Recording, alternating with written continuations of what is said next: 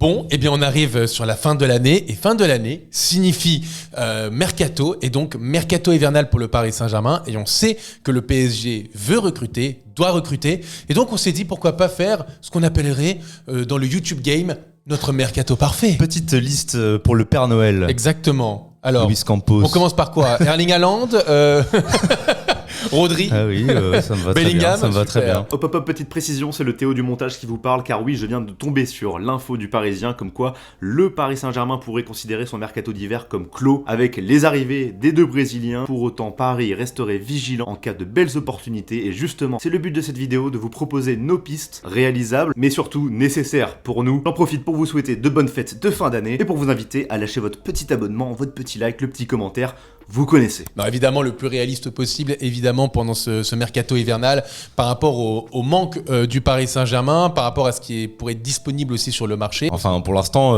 les pistes réalistes pour le Paris Saint-Germain, c'est des joueurs mineurs. Donc, Alors, c'est effectivement Lucas Beraldo et Gabriel Moscardo, donc qui nous viennent du Brésil. 18 et 20 ans. Voilà, exactement. Ce sont plutôt deux jeunes joueurs qui ont à peine entre un an et un an et demi d'expérience en professionnel, mais qui sont considérés comme des petits cracks brésiliens. Maintenant, à voir. Est-ce que toi, déjà, ces pistes, c'est des pistes qui te semblent pertinentes pour le PSG? Et j'ai envie de poser aussi la question à nos viewers. Est-ce que pour toi et pour vous, ce sont des pistes pertinentes, Lucas Beraldo et Gabriel Moscardo? C'est des pistes pertinentes parce que le profil est intéressant, mais c'est des pistes qui doivent être accompagnées. Ça peut pas être juste les solutions à tes failles. C'est pas possible. C'est un peu comme un Ugarte, on en a parlé cet été, où voilà, on a perdu Marco Verratti. De toute façon, c'est un secteur de jeu, le milieu de terrain, qui est mal entretenu depuis des années et des années. Et ta recrue phare, à 60 millions d'euros, c'est Ugarte. Un joueur qui, certes, a un bon profil, mais qui n'est pas une valeur sûre. Et la preuve, un match coup près où on force le retour de Warren Zaïre-Emery, ton milieu que tu as recruté n'est pas titulaire. Clairement. Donc il y a des besoins. Voilà, je trouve qu'on peut pas y répondre avec ces joueurs-là, mais ça n'empêche pas qu'ils soient intéressants. Voilà, c'est Campos qui fait du Campos. Alors Moscardo, c'est plutôt milieu de terrain. Beraldo, c'est plutôt en défense centrale. Beraldo, il est vraiment pour le coup assez plébiscité par les suiveurs brésiliens. C'est pas le futur Thiago Silva. Oh non, pas tant que ça. Mais Thiago Silva est bon de la tête. Et puis plus j'ai envie de répondre. Plus rapide.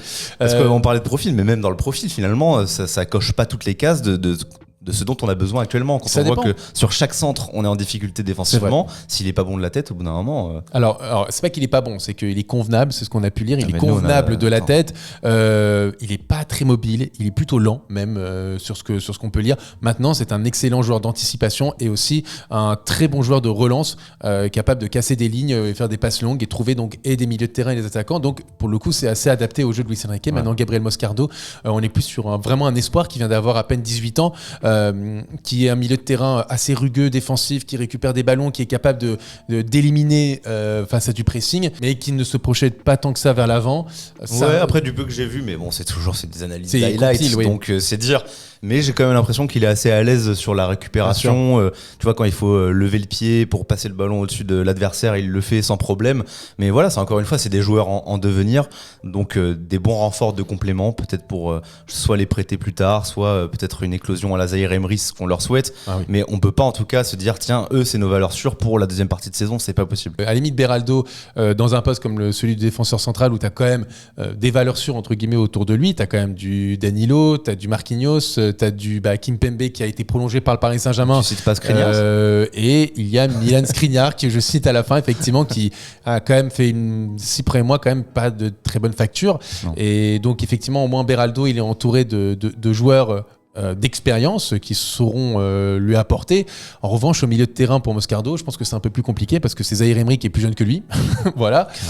Ugarte, mais qui a aussi qui découvre vraiment le très haut niveau. Bon, Vitinha quand même qui fait une bonne saison. Sinon, ça manque d'expérience, ça manque de mentor, on va dire, pour un Moscardo. Et justement, est-ce qu'on se projetterait pas sur d'autres profils, d'autres pistes? Justement, parce que j'ai l'impression, et je pense qu'on est d'accord là-dessus, ce PSG manque d'expérience, manque de joueurs cadres, manque de certitude. T'as beaucoup de jeunes pépites, t'as beaucoup de jeunes espoirs, très bien.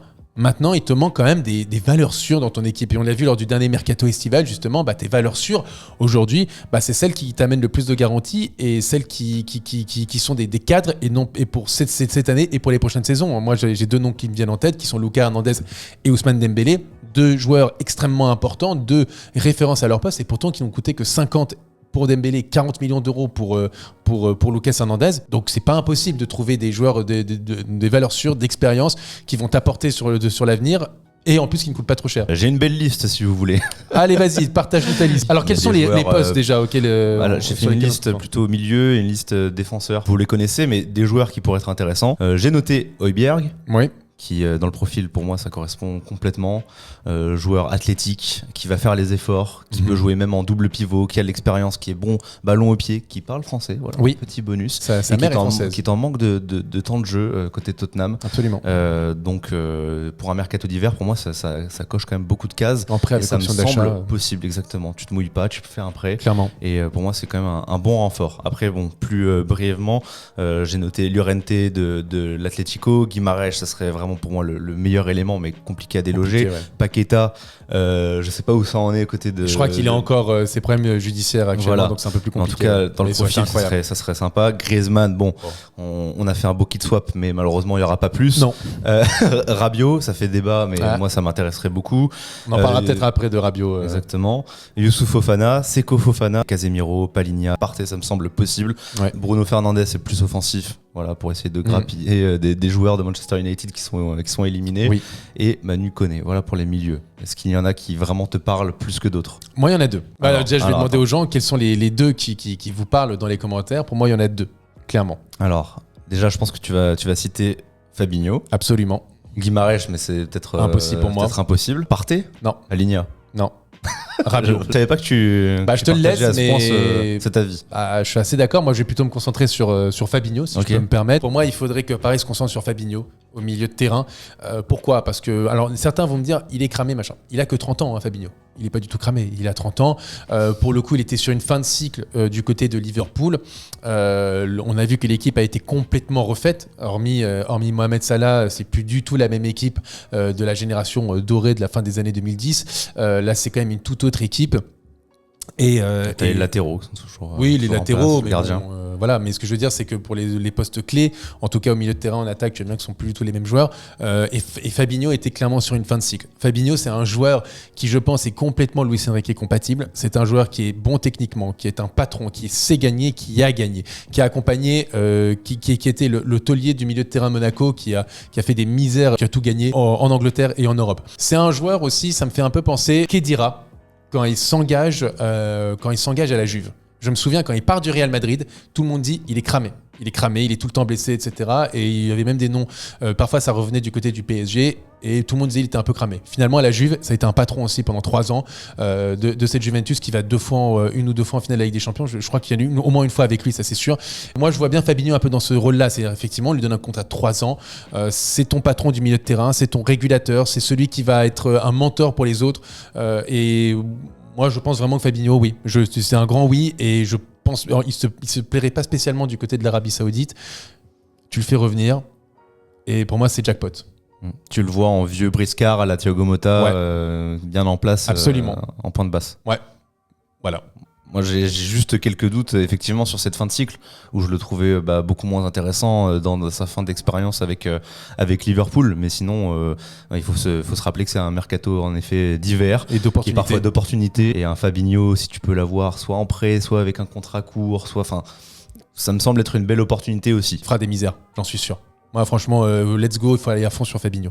Ok, je comprends très bien la piste. Et toi alors ? Je me projette vers un joueur qu'on connaît bien, on l'a cité. Qui va diviser. Juste avant, ça va diviser à fond. Mais pour moi, je n'ai aucune retenue sur un potentiel retour d'Adrien Rabiot. Je veux bien comprendre ces histoires de ça s'est mal terminé, on était en désaccord avec lui. D'accord, mais il y a eu le même sketch en équipe de France, il est revenu, il nous a fait une Coupe du Monde de patron. Et au bout d'un moment, je veux bien qu'on respecte certains principes, tout ça, mais tu vas pas gagner avec tous ces principes. Tu vas gagner avec des joueurs d'expérience, avec des bons joueurs, et je trouve qu'on en manque cruellement au milieu de terrain. Et Adrien Rabiot, il coche beaucoup de cases. Lui aussi, c'est un joueur qui peut faire les efforts défensifs, qui peut se projeter, qui a une bonne frappe, qui techniquement n'est pas en reste, qui connaît la maison. Il lui reste 6 mois de contrat. Absolument. Donc, voilà, il n'a pas encore prolongé, malgré les rumeurs qu'il y a eu à un moment. C'est vrai. Il n'a pas prolongé. Ils lui ont donné un petit peu plus de responsabilité du côté de la Juve avec le brassard. Oui, mais c'est en l'absence, il me semble, de Danilo. Oui. Mais bon, quand même. Mais voilà. Donc je dis pas que ça va être facile si on suit ce plan de le recruter, mais pour moi ça serait une des priorités. Tu l'imaginerais comment en termes de profil de jeu justement toi, pourquoi tu l'aimerais bien justement parce qu'il a ce potentiel pour aider offensivement et défensivement, ce que font Vitinha, ce que font Warren Zaïre-Emery, et j'ai l'impression que ça Luis Enrique en raffole tout simplement. Et je trouve que ça manque. À part quand justement on peut profiter de ces deux joueurs sous un bon jour, ça manque d'allant offensif, ça manque de bonnes transitions, ça manque de gestes qui vont faire la différence pour trouver nos attaquants, et je pense que Rabiot peut contribuer à cette tâche-là. Il a quel âge là, Rabiot ? Il va sur ses 29 ans. Ok. Ça file. Ça file, n'est-ce pas ? Le temps passe, 29 ans. C'est un de ses derniers gros challenges en soi. 29 ans, tu vois, tu lui fais signer un contrat de 4 ans jusqu'à 33 ans. Moi, je suis assez d'accord avec toi. Après, je comprends que les supporters parisiens ne veuillent pas son retour par rapport à la façon dont ça s'est terminé. Maintenant, c'est vraiment un joueur qui pourrait faire tellement de bien en termes de profil de jeu à cette équipe du PSG, accompagner le développement d'un Warren Zaïre-Emery. Techniquement, il est bon. Il est bon dans le pressing, il est bon dans la récupération, il est box-to-box, il sait marquer comme tu l'as dit, il a une belle qualité de frappe et on le voyait même il sait défendre aussi. Et il sait très bien défendre et il est devenu patron de l'équipe de France. Et il est devenu patron de l'équipe de France au milieu de terrain. Je sais pas, mais en tout cas, il fait partie des indéboulonnables de Didier Deschamps au milieu de terrain. Et c'était pas gagné. Non, clairement pas. Je suis d'accord. Et comme tu l'as dit, c'est que 6 mois de contrat. Donc tu peux l'avoir à un prix défiant toute concurrence. De 15-20 millions d'euros. Voilà, je ne suis pas agent, je ne suis pas banquier, mais il faut prendre la fin de contrat en considération. Et pour un mercato d'hiver, ça me semble une très très belle recrue. Donc moi, si je dois me projeter sur ce mercato d'hiver, Rabiot pour aussi installer de la concurrence avec des Vitinha, Zaïre-Emery, parce que ces deux joueurs, s'ils ne sont pas là, t'as plus de profil comme ça. Moi, je mise tout sur le milieu de terrain et je pense qu'on peut attendre défensivement le retour d'un Nuno Mendes. Je pense que Danilo a une place vraiment à gratter en tant que titulaire, même dans cette charnière centrale. Donc pour moi, on a quand même du matos et plus en tout cas qu'au milieu de terrain, grosse priorité pour le milieu. Ok, moi je comprends. Moi je suis un peu dans ce mood-là en quelque sorte aussi, même si j'ai une piste moi qui me revient en tête en défense centrale. Je suis curieux de la connaître. Je parlais justement de ces joueurs qui pouvaient accompagner Beraldo, mais je pense qu'il nous manque quand même du côté du PSG un autre bon défenseur central, une valeur sûre, parce que Kimpembe, tu ne sais pas. Alors certes le PSG a prolongé, et je pense que c'est un très beau geste de la part du PSG, et tu n'abandonnes pas ton enfant du club comme ça sur le bord de la route. Coupable aussi d'avoir forcé son retour. Je pense qu'il y a de ça, et je pense qu'il y a aussi un côté, c'est un enfant du club. Tu l'abandonnes pas sur le bord de la route comme ça quand il est blessé et qu'il a encore plusieurs mois d'absence. C'est pas possible. Je trouve que le geste est non seulement bien fait, élégant, et j'espère que Kimpembe pourra essayer de retrouver un bon niveau. Mais là, on n'a aucune certitude là-dessus. Tu vois que Skriniar est décevant, et donc t'as qui derrière ? Marquinhos, Danilo, Mukiele, mais bon, on le voit plutôt le remplaçant de d'Hakimi. Comment il s'appelle ? À gauche, t'as Nuno Mendes qui va revenir, mais tu mets plutôt Lucas Hernandez, donc il est un peu moins dans l'axe. Donc bon, moi je pense que pour le coup, il faut aller chercher un défenseur central, un autre défenseur central de Ligue 1. Facundo ? No. Danso ? Nope. Je vais chercher un joueur où Nice en tout cas a ouvert la porte pour un départ. Todibo. Jean-Claire Todibo. Je vais chercher le bon Jean-Claire Todibo. Moi, je suis 100% d'accord, mais je le vois pas comme une possibilité. Pourquoi pas ? Ils ont vraiment ouvert la porte ? En tout cas, Manchester United est dessus. Ouais, mais pour ce mercato d'hiver, moi j'avais vu ça, mais il me semblait que c'était. Okay. Non, c'est pour ce mercato d'hiver. C'est l'information par notre Fabrizio Romano qui partage qu'effectivement Manchester United serait sur le coup pour faire venir Jean-Claire Todibo dès cet hiver, et on parle d'un chèque aux environs de entre 40 et 50 millions d'euros. Alors là, pardonnez-moi de le dire. Je le voyais pas comme une possibilité. Autant pour moi. Voilà, moi c'est une vraie possibilité. Pour moi, c'est une vraie opportunité. C'est un joueur qui je trouve, a fait une bonne première partie de saison, qui a un vrai potentiel. Alors il est dans un secteur qui est très concurrentiel en équipe de France, mais pour le coup, s'il n'y avait pas autant de talent en équipe de France à ce poste-là, il y serait tous les jours. Et je pense que il a encore besoin un peu de grandir, de passer ce palier. Et je le vois bien en Paris Saint-Germain, sous Luis Enrique. Moi, Jean-Claire Todibo, je le signe mais tous les jours au PSG. Surtout, on parle entre 40 et 50 millions d'euros. Avec tout le respect que j'ai pour Beraldo et Moscardo, sur qui on n'a aucune certitude. Pour le même prix, je peux avoir Jean-Claire Todibo. Je sais exactement ce que je vais choisir. Avoir Lenny Yoro qui est plus prometteur. Ou Lenny Yoro, c'est vrai. Mais Lenny Yoro semble compliqué quand même à aller chercher, du moins pour cet hiver. Va chercher Jean-Claire Todibo. Ouais, bon, ok. Moi, ça me va très bien. Je vous salue. Merci. J'ai bien travaillé ou pas? C'est vrai. Donc en gros, toi, pour ton mercato parfait, tu te concentrerais plutôt sur Adrien Rabiot. Moi, j'irais chercher Fabinho au milieu de terrain et Jean-Claire Todibo en défense centrale. Tu renforces 2 secteurs clés. Et là, pour le coup, si tu récupères ces 2 joueurs, en tout cas pour moi ou même pour toi, et ben d'un coup, tu as un autre visage. Ouais. Et je pense que carrément, c'est bien d'aller chercher du jeune prospect, mais tu ne gagnes pas avec une équipe aussi jeune. Paris, en 8e de finale de la Ligue des Champions, c'est l'équipe la plus jeune. C'est du complément, ou au mieux tu as une belle surprise. Exactement. Ça ne doit pas être ta valeur sûre. Ah, et puis, je suis désolé, mais un jeune, il a besoin d'être accompagné aussi d'un taulier. Marquinhos avait besoin de Thiago Silva, Verratti a eu besoin de Thiago Motta. Et ben, même Rabiot. Et même Rabiot avait aussi Thiago Motta, Matuidi, tu vois, ce genre de joueur. C'est trop de pression pour un Moscardo, pour un Beraldo, ce genre, ou autres qui sont arrivés l'été dernier, même Ugarte par exemple. Tu n'as pas grand-chose d'avoir vraiment quelque chose de très intéressant au sein du Paris Saint-Germain, mais tu as besoin d'aller chercher ces joueurs sur qui tu peux te reposer, te dire, ok, je suis un peu plus tranquille. Et Guimarães dans tout ça. Guimarães, il viendra pas. Hein. De toute façon, il viendra pas. Je ne pouvais pas terminer ce talk sans un mot sur Guimarães. Il viendra pas cet hiver, c'est sûr, parce qu'il a signé certes une prolongation, mais sa clause, en fait, elle devrait normalement être plutôt activable, j'ai envie de dire, dès l'été prochain, ce qui semble assez logique. Ils vont pas mettre une clause pour que d'un mois après, la clause elle saute. C'est pas. Surtout qu'ils ont perdu Tonali, donc ça. En plus de ça, paraîtrait très très étonnant qu'il puisse se séparer de lui. Lui, il m'a l'air aussi assez attaché. Exactement. C'est une des figures de proue du nouveau cycle avec tous ces recrutements. Mais bon, il serait tellement magnifique. Ouais, c'est sûr qu'il cocherait pas mal de cases. Il serait parfait. Il a le vice, il commence à avoir de l'expérience. Certains parlent de Casemiro. C'est vrai qu'on n'a pas parlé de Casemiro. Il était dans ma petite liste. Mais Casemiro, moi, c'est toujours ce problème du joueur qui a tout gagné avant, qui maintenant a beaucoup de blessures. Je ne sais pas s'il serait concerné à fond. Après là, dans l'état actuel de notre équipe, si c'est le seul joueur parmi les joueurs qu'on a cités dans notre mercato parfait, c'est le seul joueur qui est possible, je le fais. Bon, en tout cas, ça aurait été un plaisir. Merci à vous, tout simplement. Merci Théo. Que pensez-vous de notre petite liste pour le Père Noël Campos ? Vous choisissez plutôt le mercato de Théo ou le mien? Dites-le dans les commentaires, Team Théo, Team Joe. Sachant que ton mercato ne me déplairait vraiment pas. Le tien non plus. Voilà. C'est la magie de Noël. Exactement, parce que c'est notre. C'est-à-dire, on vous le dit, c'est le dernier talk de l'année 2023, donc on se dit à l'année prochaine déjà. Et puis, en tout cas, on voulait vous remercier parce que pour le coup, toute cette année, on se sera concentré sur les derniers mois sur YouTube, en essayant de vous proposer plein de contenus différents, des talks et tout. Vous êtes assez nombreux quand même à nous rejoindre un peu tous les jours, à être là, à être présents, et on voit vos messages bienveillants, parfois pas trop bienveillants. On les voit tous, en tout cas, sachez-le. Voilà, sachez-le. Parfois, on en parle ensemble, même avec Théodore, sur les messages, quel type de messages on a reçu, etc.